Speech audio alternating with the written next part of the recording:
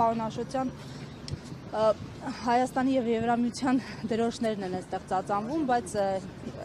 երեք տեսանք, որ Եվրագագաթնաժողովը անգամ չհակադրվեց, որևէ բառ իսկ չասեց Արցախի ժողովրդի իրավունքների մասին, երբ Ալիևը այսպես հաթաթաներ էր հնչեցնում բացահայտ, ավելին ներկայացուցիչներից մեկը նշեց, որ Հայաստանը այլևս այնքան ժողովրդավար է, այնքան Ռուսաստանից կախված չէ, որ նոր են սկսել եվրոպացի պաշտոնյաները Հայաստան գալ։ Այս երկու այսպես կոչված հայտարարություններին ինչպես եք վերաբերվում։ Նախ եւ առաջ ուզում եմ ողջունել բոլոր այն քաղաքացիներին, մեր հայրենակիցներին, որոնք այս 3-4 օրերի ընթացքում իրենց բողոքի ձայն են բարձրացնում, օգտվելով այն առիթից, որ եվրոպական ղեկավարությունն է այստեղ։ Դուք ձեր հարցը սկսեցիք գեղեցիկ ձևակերպամբ, այո, նախկինում պետականության խորհրդանիշ հանդիսացող այս շենքի վրա կախված է նախկինում պետականության խորհրդանիշ հանդիսացող միանիրառագույնը եւ Եվրամիության դրոշը։ Տեսարանը ինքնին լավն է, վատն է այն մարդը, ով ներկայացնում է Հայաստանը, ով հասցրել է մեզ այն վիճակի, որ եւ շենքը, եւ դրոշը, եւ պետական մյուս ատրիբուտները կորցրել են իրենց երբեմնի իմաստը, պետականության եւ ինքնիշխանության իմաստը, եւ վատ է, որ այս գագաթնաժողովը կազմակերպել է որպես Նիկոլ Փաշինյանի նախընտրական արշավի մաս։ Դուք մեջբերեցիք որոշ ելույթներից հատվածներ երեք, ես ավելի բաց եմ թեման, երեկվան իստին Ալիևի հոխորտանքներին ի պատասխան, որոնք հնչել էին թե Հայաստանի, թե եվրոպացիների հասցեին, պատասխանեց եվրոպացիների մասով միայն Եվրոպական խորհրդարանի նախագահ Ռոբերտա Մեծոլան։ Պարզվեց Մեծոլան ավելի լավ տղա է, քան Նիկոլ Փաշինյանը, ով նստած էր այնտեղ եւ պու անգամ չհանեց ի պաշտպանություն հայկականության եւ հայության։ Սա ֆիքսենք ինչքան էլ որպես փաստ, ցավալի փաստ է, բայց որքան էլ քննադատում ենք նաեւ եվրոպական ղեկավարներին իրենց երկդիմի պահվածքի համար, երեք տեսանք, որ երբ պահը հասնում են իրենց շահերին, իրենք լավ էլ կարողանում են արտահերթ ելույթներ ունենալ եւ պաշտպանել իրենց շահը։ Մեր շահը պաշտպանող չկա։ Ցավում եմ նորից կրկնեմ, որ այս միջոցառումները դարձել են Նիկոլ Փաշինյանի նախընտրական արշավի մաս, ինչը նաեւ ստացել է շատ գեղեցկական բնույթ։ Գիտեք, տպավորություն է այս ԿՊ-ական, ուրեմն վերնախավի եւ իրենց քարոզչական ապարատի աշխատանքից, որ թողնել են ինձ աֆրիկացիները, որ սպիտակ տերերը եկել են երրորդ աշխարհի երկիր եւ այդ հուլունգների դիմաց, այսպես ասած, աբորիգեն հայերը երկու պար են անում այդ սպիտակ տերերի մոտ, խոնարհվելով, ծալվելով, ծալապատվելով, արժանապատվություն չկա եւ չէ կարող լինել, որովհետեւ Նիկոլը այն մարդը չի, որ ունի արժանապատվություն մեկ եւ երկրորդը կարիք ունի այս սպիտակ տերերի, այսպես կոչված, որոնց գործունեությունից է կախված, որոնց աջակցությունից է կախված ըստ իրեն իր իսկ քաղաքական իշխանության վերարտադրությունը։ Այսօր մենք այստեղ ենք ի շարունակություն մեր բողոքի ցույցերի, ինչպես տեսնում եք, հսկայական քանակի ոստիկաններ են, անգամ ԱՄՆ փոխնախագահացի ժամանակ այսքան ոստիկան չկար, դուք պուրակում շրջել եք, թե չէ։ Ես չեմ ուզենա, ձեր հումորը հասկացա, գնահատում եմ, բայց չեմ ուզենա այդ ուղղությամբ տանել թեման, ցավում եմ, որ մեր ոստիկանությունը հերթական անգամ խաղալիք է դարձել Նիկոլ Փաշինյանի ձեռքերում, ոչ միայն ոստիկանությունը։ Անվտանգություն եք ապահովում։ Ես նորից ասացի, այդպես էլ չհասկացանք երեք, թե մենք մեր ակվարիումով եւ պլակատներով ԵՄ ղեկավարների անվտանգության որ մասին էինք խանգարելու եւ ակնհայտ էր, որ երեկվա ակցիայի, այսպես ասած, դեմ իրենց գործողությունները նպատակ ունեին լռեցնել մեր ձայնը։ Ձայնը չի լռել եւ չի լռելու։ Մենք եւ երեկվա եւ նախորդ նյութերի եւ այսօրվա հետ կապված մեր եվրոպացի գործընկերներին լրատվական միջոցներին տեղեկացրել ենք եւ տեղեկացնելու ենք նաեւ ապագա հետ կապված։ Ինչ սպասելիքներ կարելի է ունենալ բուն ԵՄ Հայաստան գագաթնաժողովից։ Արդեն ասացի, քանի որ ներածական քայլերը շատ པարզ են, բարձրաձայնել ճշմարտության ձայնը։ Մենք եկել ենք մեր պաստառներով, մեր լոզունգներով, մեր ասելիքով, մեր քաղբանտարկյանների նկարներով, Եվրոպայի երկդիմի այսօրվա կեցվածքը բնորոշ նաև ձևակերպումներով Եվրոպական միության եւ Հայաստանի հարաբերությունները առ այսօր խարսխված են Սերժ Սարգսյանի օրոք եւ շնորհիվ ստորագրված ՍԵՊԱ-ի վրա, ցավում եմ, որ նրանք ստացել են այսպիսի այլասերված բնույթ, որտեղ որ Հայաստանը չի այտապնդում սեփական շահը, այն անելիքները, որ այսօր իրանք կփորձեն մատնանշել ըստ մամուլում եղած արդեն այսպես ասած որոշակի արտահոսքերի որևէ լուրջ հեռանկար չեն պարունակում, բայց այդ մասով ես իհարկե կհամբերեմ, որ լինի վերջնական փաստաթուղթը եւ փաստաթղթի շուրջ խոսենք, թե ինչ փուլում է օրինակ վիզաների ազատականացումը, ինչ փուլում է օրինակ արդեն 2021 թվականից խոստացված եւ 5 տարվա մեջ այդպես էլ տեղ չասած սկզբից 2 միլիարդ 600 միլիոն եվրո աջակցությունը, որը հետո դառավ 2 միլիարդ 500 միլիոն աջակցություն, այսինքն հասկանանք Գյուլնաստատի հեքիաթների որ հատորն են այսօր պատմելու մեզ եվրոպական Բարսայիչյան։ Բայց միևնույն ժամանակ պարոն Աշոտյան, կներեք, տեսեք, եւ ակցիա եք պատրաստում, որ ականջալուր լինի մեր ձայնին, ձեր ձայնին։ Եվ միևնույն ժամանակ հույս չունեք, որ կլինի։ Այսինքն չեք հավատում նրան, որ իրենց շահերից դուրս որևէ։ Չգիտեմ մեր խոսքից որտեղ այդպեսի եզրակացություն է կան, երկուսն էլ դուք նշեցիք։ Ես երկուսն շատ փոխկապակցված բաներ եմ, որովհետեւ կներեք ակցիայով կապված լիքը մարդ է զանգում, որովհետեւ այն ինչ որ այսօր կատարվում է Հայաստանում, պայմանավորված այն հանգամանքով, որ Հայաստանը ղեկավարում է տվյալ անձը։ Եվրոպական ղեկավարները չեն կարող լինել լավը եւ վատը հայերի համար։ Նրանք լավն են իրենց երկրների, իրենց ժողովուրդների համար եւ Մեծոլայի երեկվա օրինակ հենց դրա մասին էր, թե ինչ է նշանակում ինքնիշխանություն հարգող սեփական ինստիտուցիան միավորումը, որը դու ներկայացնում ես, հարգող դրա շահերը պաշտպանող ղեկավարություն։ Սա է խնդիրը։ Եվրոպայում եվրոպացիները կներեք երկար ժամանակ շատ լավ եւ արդյունավետ աշխատել են Հայաստանի հետ, Եվրոպական պարլամենտը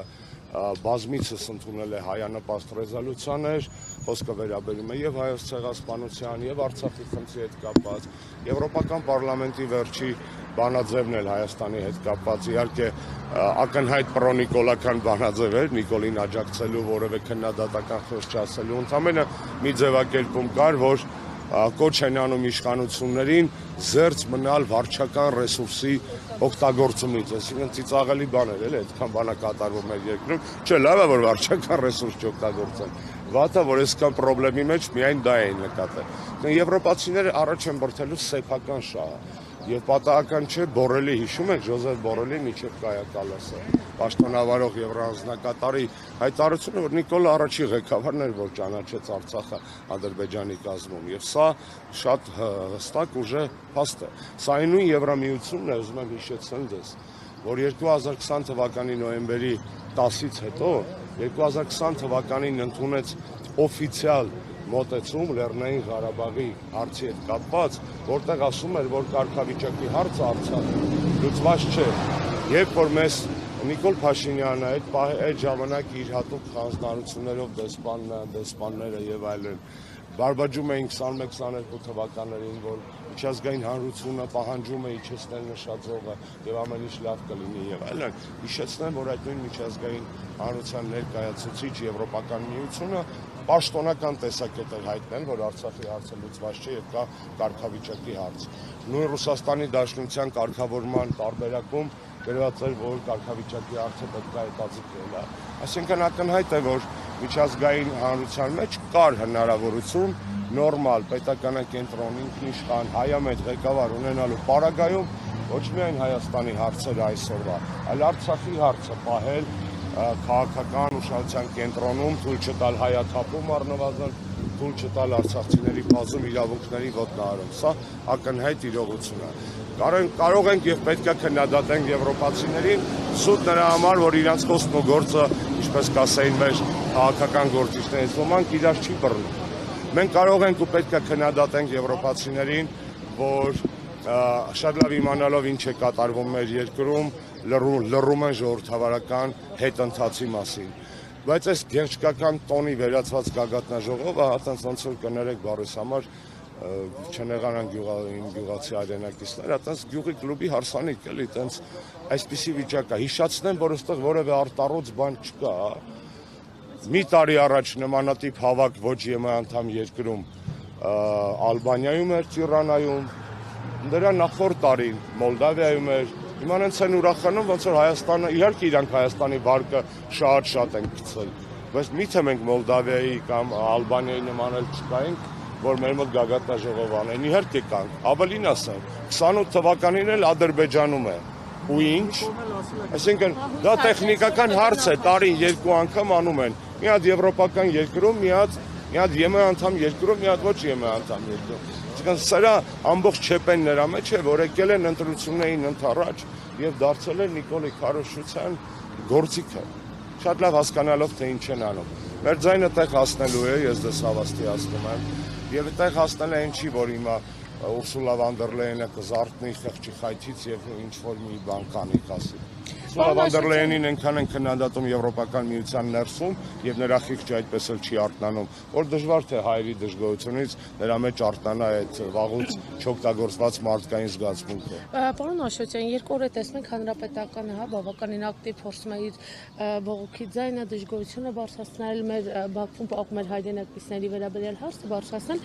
այսպիսի ակտիվություն չենք զգում ընդդիմադիր մյուս ուժերի կողմից։ Ինչ են անտարբերեր, ինչ են, որն է ձեր գնահատականը։ Ես ասեմ, որ երեկոյան կարողացա հետևել ընդդիմադիր մյուս ուժերի ակցիաներին, ասեմ, որ շնորհակալ եմ բոլորին մեր հայրենակիցներին, անկախ իրենց քաղաքական տարաձայնություններից, տարբերություններից, որոնք երեք մեծ ու փոքր, միջին, հնչեղ եւ պակաս հնչեղ, բայց այնուհանդերձ ակցիաներ են արել եւ դա շատ կարեւոր էր։ Ես չեմ ուզում մտնել այդ դաշտ, թե ինչու ակնկալածից ավելի քիչ էր, հա, այդ հանրային աղմուկը։ Նախ չեմ համարում, որ այս փուլում մենք կարող ենք եզրակացություն անել քիչ էր թե շատ էր։ Երկրորդը այս հարցում Սերժ Սարգսյանը բարձրաձայնել է մեր համագումարին որպես ընդդիմության համար միասնական ծրագրի առաջարկ հանրապետականի կողմից։ Մեր ակտիվությունը պատահական չի, մենք այս մի ամիս ամսուկեսա սրանով ենք ապրում, աշխատում, պատրաստվում, նամակներ գրում, այլ քաղաքական ուժեր նույնպես դա անում են։ Համարժեք է սպասումներ ինձ հետ չեմ կարող ասել,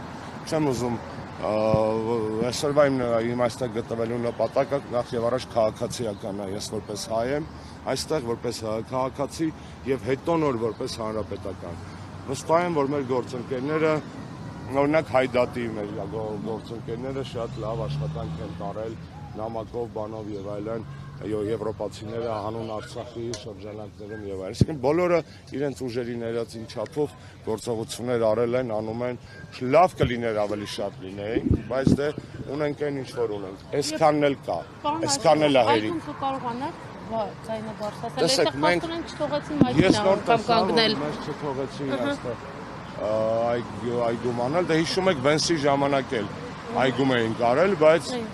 Վենսը երբ որ կորտեժը մոտենում էր իջնում էր մեքենայից, ես հետո ձայնագրություններ, տեսագրությունները լսեցի, մեր ձայնը լավ էլ տեղ էր ասել եւ կներեք բառից համար մի քիչ հարամ էր արել այդ կեղծ արարողակարգային տոնականությունը։ Դուք ասում եք գեղի կլուբ, բայց երեք կլուբի այցելուները ասացին, այն նախկինում սենց բան հնարավոր չէր։ Ով կգար։ Ես երեք արտահայտեցի իմ զարմանքը մեղմ ասած, որովհետև դա կարող էր ասել օրինակ Ֆինլանդիայի վարչապետը, դա կարող էր ասել Լիխտենշտեյնի վարչապետը, Ֆրանսիայի նախագահում բոլոր նախորդ գործընկերները եղել են Հայաստանում եւ անգամ լուսանկարներ երեք հրապարակեցի Ժակ Շիրակի, Ֆրանսուଆ Օլանդի եւ Նիկոլա Սարկոզի մասնակցել։ Նման զավեշ տալիս ասելու իրավունք չուներ երևի։ Ես չեմ զարմանում, որ Մակրոնի վարկանիշը իր իսկ երկրում 17% է եւ մրցում է Նիկոլի վարկանիշի հետ։ Կարճատև ամնեզիայի պատճառը ո՞րն է եղել։ Կարճատև ամնեզիայի պատճառը։ Ամնեզիա չէ, դա ակնհայտ ցինիկություն է, հիպոկրիսի է։ Նախընտրական հաճոյանալ Նիկոլին օգնել Տարիրյան տարբեր, այսպես ասած, մեսիջներ, որոնք այլա կտրտել, շահարկել, գովազդել, ներկայացնել, որ իրանց երկրի շահերն են հետապնդում։ Նիկոլի ջրաղացին ջուր լցնելու իմաստը։ Շատ պարզ, Նիկոլ Փաշինյանը սպասարկում է արտասահմանյան շահ, ավելի ճիշտ սպասարկում է դրսի գեոպոլիտիկ շահ եւ չի սպասարկում հայկական շահ։ Բոլորը երեք խոսում էին այն մասին, թե Հարավային Կովկասը ինչ միջանցքային կարեւորություն ունի, էներգառեսուրսների, այսպես կոչված connectivity եւ այլն, տարբեր ուղղություններով, այդ թվում թվային իդեպ խնդիրներով, այդ թվում Միջին Ասիան Եվրոպական միությանը կապելու, իհարկե ոմանք նաեւ Չինաստան են ասում, ինչին ես չեմ հավատում։ Ինչևէ, ակնհայտ է, որ Նիկոլը Մեր շահերը պետք է ներդներ այդ ամբողջ գլոբալ նախագծերի մեջ, ինչը չի արվել։ Դա բացահայտ է, չէ՞, որ այդպիսի պրո-հայկական որևէ բան մենք չունենք։ Հա, դրոններ են թռցնում, որ են գրում են եսին welcome to Armenia, քուճուրիկ գաղտնիք բացեմ դες, էլի։ Երկու այդ դրոնները ես գիտեմ ով են բերում Միչելյան։ Եվ դեռևս 2017 թվականի պարլամենտական ընտրություններին մեզ այդ կազմակերպությունը 17 թվականին, տես 9 տարի առաջ։ 9 տարի առաջ մեզ այդ կազմակերպությունը առաջարկել է այդ ծառայությունը։ Հաշվեցինք, տեսանք շատ թանկ է։ Ու չարեցինք դա։ Այն ինչ որ մենք 9 տարի առաջ գիտեինք, 9 տարի հետո մատուցել որպես, գիտես, ոնց որ iPhone 17-ն է, հա հիմա վերջինը։ Գլուխ գովաս iPhone 8-ով, էլի, այսինքն այդտեղ էլ է սաղ, այսինքն մենք տեսել ենք եւ չենք գայթակղվել, ինչպես կասել գալուց դա, սակայն։ Վերջին հարցը ես միանամ իմ թիմակիցներին,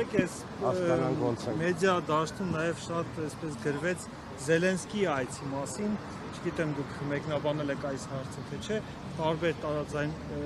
կարծիքներ հնչեցին, ինչպես եք դուք գնահատում, հա, ընդհանրապես Տեսեք, կատարվում է այն ինչի մասին մենք խոսում ենք դեռևս 18 թվականի մայիսի 8-ից։ Նիկոլ Փաշինյանի Աքիլեսյան գարշապարը, երբ որ առաջի պահից նա դարձավ վարչապետ, անվտանգություններ, արտաքին քաղաքականությունը, գեոպոլիտիկան այս բլոկն էր։ Ինքը իր պաշտամունավորման ամեն տարվա ընթացքում դա ապացուցեց։ Հայաստանը դարձնելով գեոպոլիտիկ բախման թատերաբեմ։ Եվ սա է ամենամեծ չեպեն, այսինքն Հայաստանը ներքաշել աշխարհաքաղաքական կենտրոնների բախման գործընթացի խաղի մեջ, դարձնելով մեզ ոչ թե պրիֆրանտավոյ, այսպես ասած, գոտի ինչպես կար, այնպես չի Հայաստանը Շվեյցարիայի հիմա գտնվում։ Հայաստանը մշտապես գտնվել է գեոպոլիտիկ անցուդարձի ռեգիոնալ հարևանությամբ, բայց երբեք չի ներմուծել գեոպոլիտիկ կոնֆլիկտներ։ Նիկոլ Փաշինյանը շարունակաբար ներմուծում է Հայաստան գեոպոլիտիկ կոնֆլիկտներ եւ սա ամենամեծ խնդիրն է։ Ձեր մատնանշած դեպքը դրա մի մասն է, մի այս վերջին արտահայտումն է, հա, եւ ինձ ուրախություն չեն պատճառում երկու կողմերի սուր եւ ռազմատենչ եւ խրոխտ հայտարարությունները, որտեղ երկուսի կիզակետում էլ Հայաստանն է, երկու դեպքում էլ վատ է, մեզ համար վատ է, չեմ ասում, այո, այդ հարցը տրամաբանական է, Հայաստանը ամենայն դեպս ֆորմալ առումով, դեռևս ֆորմալ առումով Ռուսաստանի ռազմավարական դաշնակիցն է։ Ձեր օպոնենտները սովորաբար ասում են, բայց տեսեք, Զելենսկին Ադրբեջանը գտած, իսկ ինչու Ադրբեջանի գլխին մուտակվեցին, բայց մեր Ադրբեջանի նախագահը ցավոք սրտի արդեն այնքան կա, որ կարա Երևանի կազմակերպած գագաթաժողովում վիդեոկապով մատ թափտավրեկները դրանցից ոչ մեկ ծպտուն չհանի։ մեկը հանեց։ Մեծոլան հանեց, դա Հայաստանի մասին չէր, դա Եվրոպայի մասին էր, դրա մասին խոսել ենք հարցազրույցի ամենասկզբում։ Շնորհակալ եմ, ազատություն բոլոր քաղաքականներին։